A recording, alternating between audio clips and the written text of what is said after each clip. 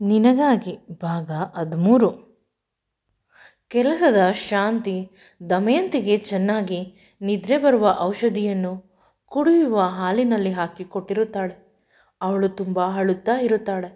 Vikram sir ತುಂಬ ಕಷ್ಟ ಕೊಟ್ಟಿರುತ್ತಾರೆ. ನಿದ್ರೆ ಮಾಡಿದರೆ ಅವಳ ಕಷ್ಟ ಸ್ವಲ್ಪವಾದರೂ ಕಡಿಮೆಯಾಗುತ್ತದೆ ಅಂತ. ಅದರ ಜೊತೆಗೆ ವಿಕ್ರಮ್ ಸರ್ಗೆ ಅವಳು ಪ್ರತಿಭಟನೆ ಮಾಡುವುದಿಲ್ಲ. ಪ್ರತಿಭಟನೆ ಮಾಡಿದಷ್ಟು, ಅವರ ಎದುರಿಗೆ ಮಾತನಾಡಿದಷ್ಟು ಅವರಿಗೆ ಕೋಪ ಬರುತ್ತದೆ. ಇವಳು ಸೈಲೆಂಟಾಗಿ ಇದ್ದರೆ ವಿಕ್ರಮ್ ಸರ್ ಬಹಳ ಬೇಗ ಅವಳ ಕಡೆಗೆ ಹೋಗುತ್ತಾರೆ ಅನ್ನುವುದು ಅವರ ನಂಬಿಕೆಯಾಗಿತ್ತು. ಜೊತೆಗೆ ವಿಕ್ರಮ್ಗೆ ಮತ್ತು ಬರುವ ಔಷಧಿಯನ್ನು ಹಾಕಿದ್ದರು.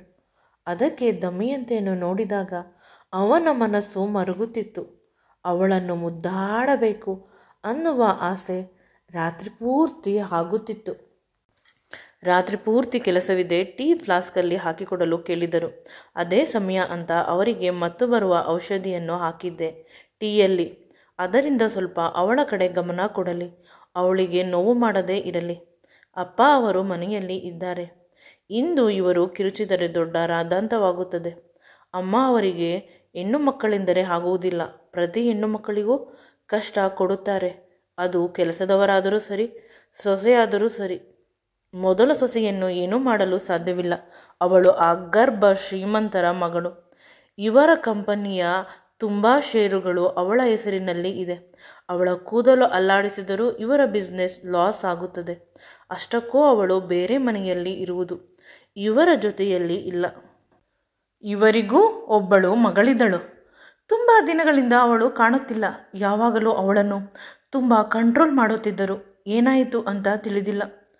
ಅವಳು ಈ ಮನೆಯನ್ನು ಬಿಟ್ಟು ಹೋದ ದಿನದಿಂದ ಇವರೆಲ್ಲ ಗುಸುಗುಸು ಅಂತ ಮಾತನಾಡುತ್ತಾರೆ. ಅವಳ ವಿಷಯವನ್ನು ಯಾರೂ ಮಾತನಾಡುವುದಿಲ್ಲ. ಅವಳ ಹೆಸರನ್ನೇ ತೆಗೆಯುವುದಿಲ್ಲ. ತುಂಬ ಮುದ್ದಾದ ಮಗು ಅವಳು. ಅವಳನ್ನು ನೆನೆಸಿಕೊಂಡು ಕಣ್ಣು ತುಂಬಿ ಬಂತು. ಅವಳ ಮದುವೆಗೆ ಓಡಾಡಬೇಕು, ಅವಳ ಮಕ್ಕಳನ್ನು ಸಾಕಬೇಕು ಅಂತ ಅಂದುಕೊಂಡಿದ್ದೆ. ಆದರೆ ಈಗ ವಿಕ್ರಮ್ ಸರ್ ಮದುವೆ ಆಗಿದ್ದಾರೆ. ಇವರಿಬ್ಬರ ಸಂಬಂಧವನ್ನು ಸರಿ ಮಾಡಿ ಇವರಿಗೆ ಮಕ್ಕಳಾದರೆ ಸಾಕುವ ಅಂತ ತನ್ನ ಕಣ್ಣೀರನ್ನು ಕೆಲಸದ ಶಾಂತಿ ಒರೆಸಿಕೊಂಡಳು. ದಮಯಂತಿಗೆ ಎತ್ತವರು ಇಲ್ಲ ಅಂತ ಅವಳನ್ನು ಕಂಡರೆ ಜಾಸ್ತಿ ಅಕ್ಕರೆ ಇವರಿಗೆ. ನಗುತ್ತಾ ಅವರ ಬೆಡ್ನೆಲ್ಲ ಕ್ಲೀನ್ ಮಾಡಿದಳು. ಅವರಿಬ್ಬರು ಇದೇ ಬೆಡ್ ಮೇಲೆ ಮಲಗಿದ್ದಾರೆ ಅನ್ನುವುದನ್ನು ನೆನೆಸಿಕೊಂಡು ಅವಳಿಗೆ ಖುಷಿಯಾಯಿತು. ಏಕೆಂದರೆ ರಾತ್ರಿ ಸಮಯ ದಮಯಂತಿಯ ಕಣ್ಣೀರಿನ ಧ್ವನಿ ಹೊರಗಡೆ ಕೇಳಿಸಲಿಲ್ಲ. ಅಂದರೆ ತುಂಬ ಮೆತ್ತಗೆ ಅವಳನ್ನು ನಡೆಸಿಕೊಂಡಿರುತ್ತಾರೆ ಅನ್ನುವ ನೆಮ್ಮದಿಯಾಯಿತು. ಕೊನೆಗೆ ತನ್ನ ಕೆಲಸ ಮುಗಿಸಿ ಹೊರಗೆ ಹೋದರು. ಬಾತ್ರೂಮ್ಗೆ ಓಡಿ ಹೋದ ದಮಯಂತಿ ಅಳುತ್ತಾ ಕುಳಿತಿದ್ದಾಳೆ. ಈ ಮನೆಗೆ ಬಂದ ದಿನದಿಂದಲೂ ವಿಚಿತ್ರವಾದ ಕಷ್ಟವನ್ನು ನಾನು ಅನುಭವಿಸುತ್ತಿದ್ದೇನೆ. ಮೊದಲಾದರೆ ನನ್ನ ಎದುರಿಗೆ ಯುದ್ಧ ನಡೆಯುತ್ತಿತ್ತು. ನನ್ನನ್ನು ನಾನು ಕಾಪಾಡಿಕೊಳ್ಳಲು ತುಂಬ ಕಷ್ಟಪಡುತ್ತಿದ್ದೆ. ಆದರೆ ಈಗ ರಾತ್ರಿ ಏನಾಯಿತು ತಿಳಿದಿಲ್ಲ. ಮಂಪರಿನಲ್ಲಿ ಅವರು ನನ್ನ ಜೊತೆ ಏನು ಮಾಡಿರಬಹುದು? ನನ್ನ ಬೆನ್ನಿನ ಗಾಯಕ್ಕೆ ಔಷಧಿ ಹಚ್ಚಿದ್ದು ಅವರು ಯಾಕೆ ಹಚ್ಚುತ್ತಾರೆ? ಗಾಯ ಮಾಡಿದ್ದು ಅವರೇ ಅಲ್ಲವೇ? ಸಾವಿರ ಪ್ರಶ್ನೆಗಳು ಅವಳ ತಲೆಯಲ್ಲಿ ಓಡುತ್ತಿತ್ತು. ಕೊನೆಗೆ ಶವರನ್ನು ಆನ್ ಮಾಡಿ ಕೆಳಗೆ ಕುಳಿತು ಬಿಟ್ಟಳು. ನೀರಿನ ಹನಿಗಳು ಅವಳ ಮೇಲೆ ಬೀಳುತ್ತಿತ್ತು. ಅವಳ ಕಣ್ಣೀರು ನಿಧಾನವಾಗಿ ಕಡಿಮೆ ಆಗುತ್ತಾ ಹೋಯಿತು. ಆ ತಣ್ಣೀರು ಅವಳ ದೇಹದಲ್ಲಿ ಇರುವ ಬಿಸಿ ನೋವನ್ನು ಕಡಿಮೆ ಮಾಡಿತು. ಅವಳಿಗೆ ಸಡನ್ನಾಗಿ ನೆನಪಾಯಿತು. ರಾತ್ರಿ ಕನಸಿನಲ್ಲಿ ವಿಕ್ಕಿ ಬಂದಿದ್ದು, ತನಗೆ ಮುತ್ತುಗಳನ್ನು ಕೊಟ್ಟಿದ್ದು, ತಾನೂ ಕೂಡ ಸಹಕರಿಸಿದ್ದು, ಆನಂತರ ನನ್ನ ದೇಹದ ಪ್ರತಿ ಭಾಗಕ್ಕೆ ಮುತ್ತುಗಳನ್ನು ಕೊಟ್ಟಿದ್ದು. ಅದರಿಂದ ನನಗೆ ಖುಷಿಯಾಗುತ್ತಿತ್ತು. ನಾನು ಅವನು ಇನ್ನೂ ನನ್ನ ಹತ್ತಿರ ಬರಲಿ ಅಂತ ಇಷ್ಟಪಡುತ್ತಿದ್ದೆ. ಕೊನೆಗೆ ನನ್ನ ಬೆನ್ನಿಗೆ ಮುತ್ತು ಕೊಟ್ಟನು. ನಂತರ ಅಂತ ನೆನಪಿಸಿಕೊಂಡಾಗ ಬೆಚ್ಚಿದಳು. ನಂತರ ಆಯಿಂಟ್ಮೆಂಟ್ ಕೂಡ ಹಚ್ಚಿದನು. ಅಂದರೆ ನಾನು ಕನಸಿನಲ್ಲಿ ಕಂಡಿದ್ದು ವಿಕ್ಕಿ, ಆದರೆ ನಿಜವಾಗಲೂ ನನ್ನ ಜೊತೆ ಇದನ್ನೆಲ್ಲ ಮಾಡಿದ್ದು ವಿಕ್ರಮ್. ನಾನು ಕೂಡ ಅದು ಹೇಗೆ ಸಹಕರಿಸಿದೆ? ಅವನು ಅಷ್ಟು ಮೃದುವಾಗಿ, ಅಷ್ಟು ಪ್ರೀತಿಯಿಂದ ನನ್ನ ಜೊತೆ ಅದನ್ನೆಲ್ಲ ಹೇಗೆ ಮಾಡಿದ? ಏಕೆಂದರೆ ವಿಕ್ರಮ್ ಮುಟ್ಟಿದರೆ ನನ್ನ ಕೈ ಕುಯ್ದುಕೊಳ್ಳಬೇಕು ಅಂತ ಅನಿಸುತ್ತದೆ. ಅಷ್ಟು ನೋವಾಗುತ್ತದೆ. ಆದರೆ ಬೆಳಗಿನ ಜಾವ ಇದೆಲ್ಲ ಆದಾಗ ಅದರಲ್ಲಿ ಒಂದು ರೀತಿಯ ಪ್ರೀತಿ ಇತ್ತು. ಅವರು ನನ್ನನ್ನು ಏಕೆ ಪ್ರೀತಿಸುತ್ತಾರೆ? ನನ್ನ ಬೆನ್ನಿನ ಗಾಯಗಳಿಗೆ ಅವರು ಮುತ್ತು ಕೊಟ್ಟರು. ಒಂದೊಂದೇ ಅವಳಿಗೆ ನೆನಪಾಗುತ್ತಿದೆ. ಮಂಪರಿನಲ್ಲಿ ಇದ್ದರೂ ಕೂಡ ಈ ಕ್ರಿಯೆಗಳು ನಿಧಾನವಾಗಿ ನೆನಪಿಸಿಕೊಂಡಾಗ ಸುಪ್ತ ಮನಸ್ಸಿನಲ್ಲಿ ಸ್ಟೋರ್ ಆಗಿರುತ್ತದೆ. ಒಂದೊಂದೇ ಅವಳಿಗೆ ನೆನಪಾಗುತ್ತಿದೆ. ನಾನು ವಿಕ್ಕಿ ಅಂತ ಅಂದುಕೊಂಡೆ, ಆದರೆ ವಿಕ್ರಮ್ ನಿಜವಾಗಲೂ ನನ್ನ ಜೊತೆ ಇಂಟಿಮೇಟ್ ಆಗಿದ್ದು. ಅಯ್ಯೋ! ತುಂಬ ಆವೇಶದಿಂದ ಅವನು ಮುಟ್ಟಿದ ಕಡೆ ಚೆನ್ನಾಗಿ ಸೋಪು ಹಾಕಿ ಉಜ್ಜುತ್ತಿದ್ದಾಳೆ. ದೇಹದ ಎಲ್ಲ ಭಾಗಗಳಿಗೆ, ತುಟಿಗಳಿಗೆ, ಬೆನ್ನಿಗೆ ಸೋಪು ಹಾಕಿದಾಗ ಜೋರಾಗಿ ಕಿರುಚಬೇಕು ಅಂತ ಅನಿಸಿತು ಅವಳಿಗೆ. ಆ ಗಾಯ ಹಸಿಯಾಗಿದ್ದರಿಂದ ಸೋಪು ಹಾಕಿದ ತಕ್ಷಣ ಉರಿ ಜಾಸ್ತಿ ಆಯಿತು. ಕಣ್ಣಿನಲ್ಲಿ ನೀರು ಜಾಸ್ತಿ ಬರುತ್ತಿದೆ. ಆದರೆ ಮನಸ್ಸಿನಲ್ಲಿ ಬೆಂಕಿ ಉರಿಯಲು ಆರಂಭವಾಗಿದೆ. ಏಕೆಂದರೆ ನನಗೆ ಪ್ರಜ್ಞೆ ಇಲ್ಲದೆ ಇರಬೇಕಾದಾಗ ನನ್ನ ದೇಹವನ್ನು ಏಕೆ ಅವನು ಆ ರೀತಿ ಬಳಸಿಕೊಂಡ? ನನಗೆ ತಾಳಿ ಕಟ್ಟಿರಬಹುದು, ಆದರೆ ನನಗೆ ಅವನ ಮೇಲೆ ಸ್ವಲ್ಪವೂ ಪ್ರೀತಿ ಇಲ್ಲ. ಅವನು ನನ್ನ ಬದುಕಿನಲ್ಲಿ ಬಂದು ಹೋಗುವವನು ಅಷ್ಟೇ. ಇನ್ನು ಸ್ವಲ್ಪ ದಿನ ನಾನು ಈ ಮನೆಯನ್ನು ಬಿಟ್ಟು ಹೊರಟು ಹೋಗುತ್ತೇನೆ. ಶಾಶ್ವತವಾಗಿ ಅವನಿಗೂ ನನಗೂ ಯಾವುದೇ ಸಂಬಂಧವಿರುವುದಿಲ್ಲ. ಸ್ನಾನ ಮಾಡಿ ನಿನ್ನೆ ಅವರ ಅತ್ತೆ ಕೊಟ್ಟಿದ್ದ ಸೀರೆಗಳಲ್ಲಿ ಚೂಡಿದಾರ್ಗಳು ಕೂಡ ಇತ್ತು. ಅದರಲ್ಲಿ ಒಂದು ಚಂದದ ಚೂಡಿದಾರ ಹಾಕಿಕೊಂಡಳು. ಅವಳಿಗೆ ಸೀರೆ ಉಡಲು ಆಗುತ್ತಿರಲಿಲ್ಲ. ಬೆನ್ನಿನಲ್ಲಿರುವ ಗಾಯ ಸೀರೆ ಉಟ್ಟರೆ ಕಾಣಿಸುತ್ತದೆ. ಅದರ ಜೊತೆಗೆ ಸೀರೆ ಉಟ್ಟರೆ ಕಂಫರ್ಟ್ ಕೂಡ ಇವಳಿಗೆ ಇರುವುದಿಲ್ಲ. ಅತ್ತೆ ಕೇಳಿದರೆ ಏನಾದರೂ ನೆಪ ಹೇಳುತ್ತೇನೆ ಅಂತ ರೆಡಿ ಆದಳು. ಅವಳು ಫೇರ್ ಆ್ಯಂಡ್ ಲವ್ಲಿ ಹಾಕಿಕೊಂಡು ಅದರ ಮೇಲೆ ತೆಳುವಾದ ಪೌಡರ್ ಲೇಯರ್ ಇರುತ್ತದೆ. ಕಣ್ಣಿಗೆ ಕಾಜಲ್, ತುಟಿಗೆ ಲೈಟ್ ಕಲರ್ ಲಿಪ್ಸ್ಟಿಕ್, ಹಣೆಗೆ ಒಂದು ಕೆಂಪನೆಯ ಬಿಂದಿ, ಕೂದಲನ್ನು ಇಳಿಬಿಡುತ್ತಾಳೆ. ಬೈತಲೆಗೆ ಸ್ವಲ್ಪ ಕುಂಕುಮ ಇಡುತ್ತಾಳೆ. ಇಷ್ಟು ಮಾಡಿದರೆ ಸಾಕು. ಎಷ್ಟು ಸುಂದರವಾಗಿ ಕಾಣುತ್ತಾಳೆ ಅಂದರೆ ಈಗ ತಾನೇ ಹರಳಿರುವ ಹೂವಿನ ರೀತಿ ಕಾಣುತ್ತಾಳೆ. ಸುಂದರಿ, ಸಹಜ ಸುಂದರಿ ಅಂತ ಇದ್ದರೆ ಅದು ಇವಳಿಂದ ಹುಟ್ಟಿರಬೇಕು. ಆ ಹೆಸರು. ಅಷ್ಟು ಸುಂದರವಾಗಿದ್ದಾಳೆ. ಸಹಜ ಸುಂದರಿ. ವಿಕ್ರಮ್ ಅಷ್ಟೊಂದು ನೋವು ಮಾಡಿದ್ದಾನೆ, ಅಷ್ಟು ಚಿಂತೆಯಲ್ಲೇ ಇದ್ದಾಳೆ. ಆದರೂ ಕೂಡ ಅವಳ ಮುಖದಲ್ಲಿ ಯಾವುದೇ ಚಿಂತೆಯ ಗೆರೆಗಳಾಗಲಿ ಇರುವುದಿಲ್ಲ. ಅದು ಅವಳ ಸೌಂದರ್ಯದ ರಹಸ್ಯ. ಬದುಕಿನಲ್ಲಿ ಏನೇ ಕಷ್ಟಗಳಿದ್ದರೂ ಅದು ಅವಳ ಮುಖದಲ್ಲಿ ಕಾಣುವುದಿಲ್ಲ. ಯಾವಾಗಲೂ ನಗುನಗುತ್ತಾ ಇರುತ್ತಾಳೆ. ಇವಳು ಇಲ್ಲಿ ಈ ರೀತಿ ರೆಡಿಯಾಗಿ ಹೊರಗೆ ಬಂದಳು ಟಿಫನ್ ಮಾಡಲು. ಅಲ್ಲಿ ವಿಕ್ರಮ್ ಕೆಲಸ ಮಾಡುತ್ತಿದ್ದ. ತುಂಬ ಬ್ಯುಸಿಯಾಗಿ ಇದ್ದ. ಇದ್ದಕ್ಕಿದ್ದಂತೆ ಟೀ ಬೇಕು ಅಂತ ಸೆಕ್ರೆಟರಿಗೆ ಹೇಳಿದ. ಅವನು ತರಲು ಹೋದ. ಟೀ ಅಂದ ತಕ್ಷಣ ಅವನು ರಾತ್ರಿಯನ್ನು ನೆನಪು ಮಾಡಿಕೊಂಡ. ಆ ಸುಂದರವಾದ ಕ್ಷಣಗಳನ್ನು ನೆನಪಿಸಿಕೊಂಡು ಅವನಿಗೆ ತಿಳಿಯದೆ ಅವನ ಮುಖದಲ್ಲಿ ನಗು ಬಂತು. ದೇಹವೆಲ್ಲ ಒಂದು ರೀತಿ ಜುಮ್ ಅಂತ ಅನ್ನಿಸಲು ಶುರುವಾಯಿತು. ಅವಳನ್ನು ನೋಡಬೇಕು ಅಂತ ಅನಿಸಿತು. ಅವಳ ಹತ್ತಿರ ಫೋನ್ ಇದ್ದರೆ ವಿಡಿಯೋ ಕಾಲ್ ಮಾಡಬಹುದಿತ್ತು. ನಿರಾಸೆಯಿಂದ ಸುಮ್ಮನಾದ. ಸಡನ್ ಆಗಿ ಶಾಂತಿ ಕೆಲಸದವಳು ನೆನಪಾದಳು. ಅವಳ ಫೋನ್ಗೆ ಕಾಲ್ ಮಾಡಿ ದಮಯಂತಿಯನ್ನು ರೂಮಿಗೆ ಹೋಗಿ ನಿನ್ನ ಫೋನ್ನಿಂದ ವಿಡಿಯೋ ಕಾಲ್ ಮಾಡಲು ಹೇಳು ಅಂತ ಹೇಳಿದ. ಅವಳು ಅದೇ ರೀತಿ ಮಾಡಿದಳು. ನಾನು ಕೊಟ್ಟಿರುವ ಔಷಧಿ ಇನ್ನೂ ವರ್ಕ್ ಆಗುತ್ತಿದೆ. 3 ದಿನಕ್ಕೆ ಒಮ್ಮೆಯಾದರೂ ವಿಕ್ರಮ್ ಸರ್ಗೆ ಕೊಡುತ್ತಾ ಹೋದರೆ ಇನ್ನು 9 ತಿಂಗಳಿಗೆ ಮುದ್ದಾದ ಮಗು ಈ ಮನೆಯಲ್ಲಿ ಓಡಾಡುತ್ತಿರುತ್ತದೆ ಅಂತ ಅವಳಿಗೆ ಅವಳೇ ಅಂದುಕೊಂಡಳು. ನಕ್ಕಳು. ದಮಯಂತಿ ಖುಷಿಯಿಂದ ಫೋನನ್ನು ತೆಗೆದುಕೊಂಡು ರೂಮ್ಗೆ ಹೋದಳು. ಅವಳ ಖುಷಿ ಎಂದರೆ ವಿಡಿಯೋ ಕಾಲ್ ಆದ ಮೇಲೆ ಮನೆಗೆ ಯಾರಿಗೆ ಬೇಕಾದರೂ ಕಾಲ್ ಮಾಡಬಹುದು ಅಂತ. ಇಷ್ಟವಿಲ್ಲದಿದ್ದರೂ ಕೋಪದಲ್ಲಿ ಅವನಿಗೆ ವಿಡಿಯೋ ಕಾಲ್ ಮಾಡುತ್ತಾಳೆ. ಅವನು ಇವಳ ವಿಡಿಯೋ ಕಾಲ್ಗೆ ಕಾಯುತ್ತಿದ್ದ. ಅಷ್ಟು ಒತ್ತಡದ ಕೆಲಸವಿದ್ದರು ಇವಳನ್ನು ನೋಡಬೇಕು ಅಂತ ಕಾತುರದಿಂದ ಕಾಯುತ್ತಿತ್ತು ಅವನ ಮನಸ್ಸು. ಆದರೆ ತನ್ನ ಅಹಮ್ಮಿಂದ ಅವನು ಅದನ್ನು ಒಪ್ಪಿಕೊಳ್ಳುತ್ತಿಲ್ಲ. ಅವಳು ಏನು ಮಾಡುತ್ತಿದ್ದಾಳೆ, ನನ್ನ ಕಂಟ್ರೋಲ್ನಲ್ಲಿ ಇರಬೇಕು ಅವಳು ಅನ್ನುವ ಭಾವನೆಯಿಂದ ವಿಡಿಯೋ ಕಾಲ್ ಮಾಡಲು ಹೇಳಿದ. ಆದರೆ ಅವನ ಮನಸ್ಸು ಅವಳ ಒಂದು ನೋಟಕ್ಕಾಗಿ ಕಾತುರತೆಯಿಂದ ಕಾಯುತ್ತಿತ್ತು. ವಿಡಿಯೋ ಕಾಲ್ ಮಾಡಿದಾಗ ಏನು ಮಾತನಾಡಬೇಕು ಅಂತ ಅವನಿಗೆ ತಿಳಿಯುತ್ತಿಲ್ಲ. ಅವಳು ಮೌನವಾಗಿ ಇವನನ್ನೇ ನೋಡುತ್ತಾ ಇದ್ದಾಳೆ. ಅವನು ಮಾತನಾಡಲಿ ಅಂತ ಇವಳು ಮಾತಾಡಲಿ ಅಂತ ಅವನು. ಇಬ್ಬರು ಪರಸ್ಪರ ಒಬ್ಬರನ್ನೊಬ್ಬರು ನೋಡುತ್ತಿದ್ದಾರೆ. ಆದರೆ ಬಾಯಿಂದ ಏನೂ ಮಾತನಾಡುತ್ತಿಲ್ಲ. ಅವನು ಅವಳನ್ನೇ ದಿಟ್ಟಿಸಿ ನೋಡುತ್ತಿದ್ದಾನೆ. ಕಳೆದು ಹೋದ ಅವಳ ಆ ಮುದ್ದಾದ ಮುಖದ ಮಾಯೆಯಲ್ಲಿ, ನಿರಂತರವಾಗಿ ಅವಳ ಮಾಯೆಯಲ್ಲೇ ಇದ್ದಾನೆ.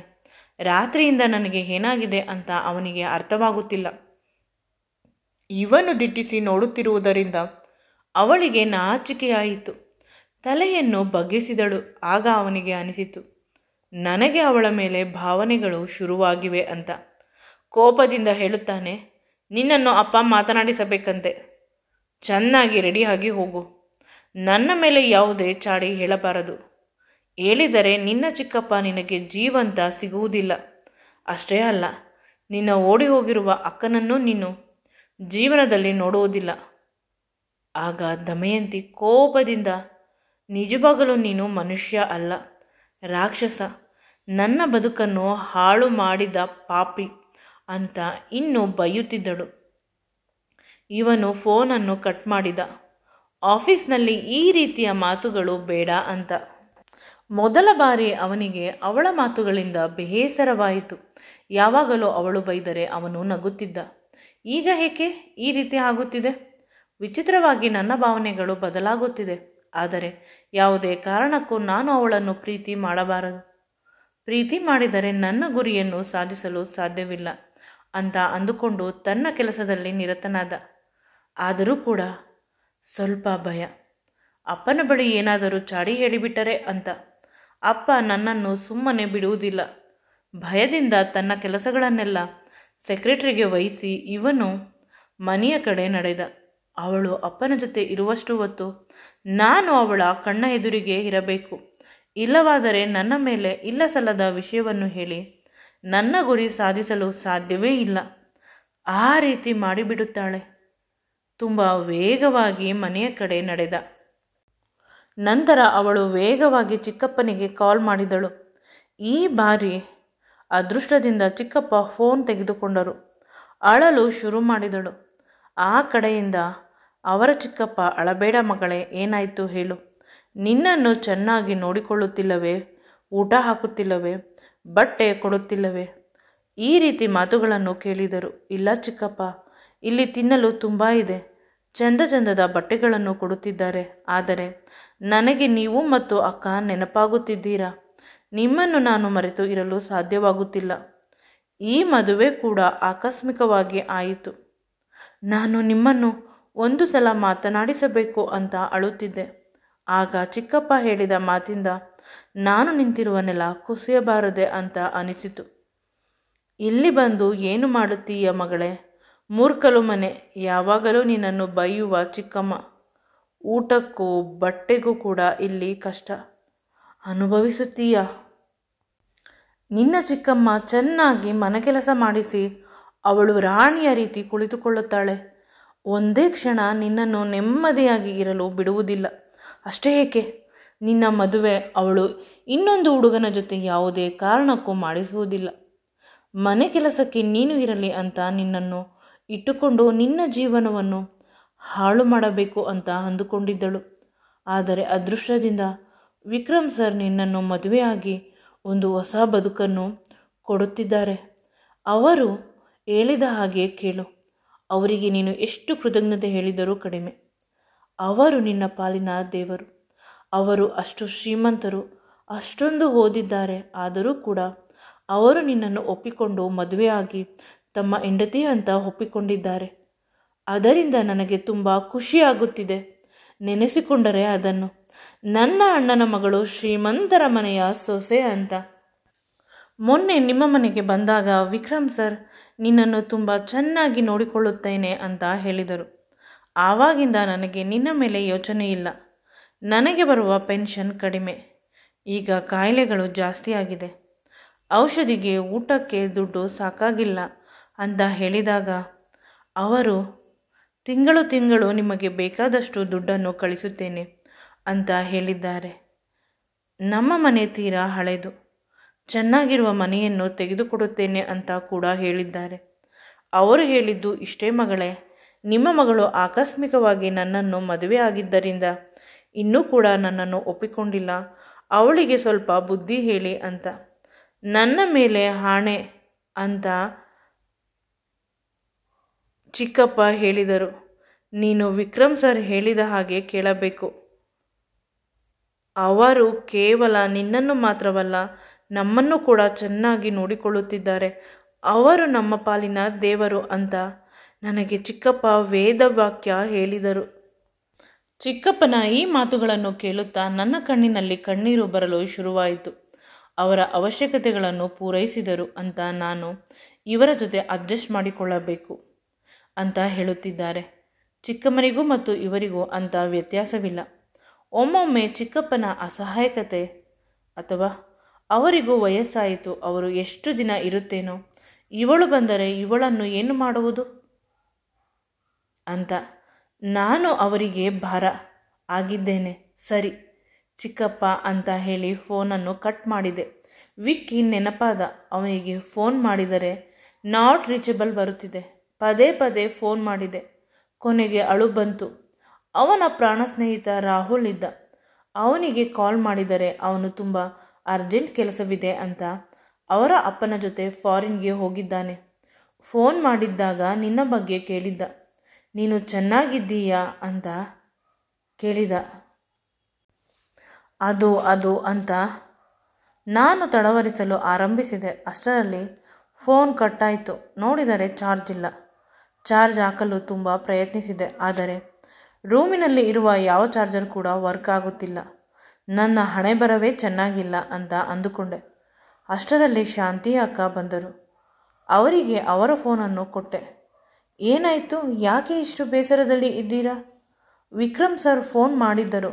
ನಿಮ್ಮನ್ನು ತುಂಬ ಮಿಸ್ ಮಾಡಿಕೊಳ್ಳುತ್ತಿರಬೇಕೇನೋ, ನಿಮ್ಮ ಮುದ್ದಾದ ಮುಖವನ್ನು ನೋಡಬೇಕು ಅಂತ. ಪದೇ ಅವರು ವಿಡಿಯೋ ಕಾಲ್ ಮಾಡುತ್ತಾರೆ.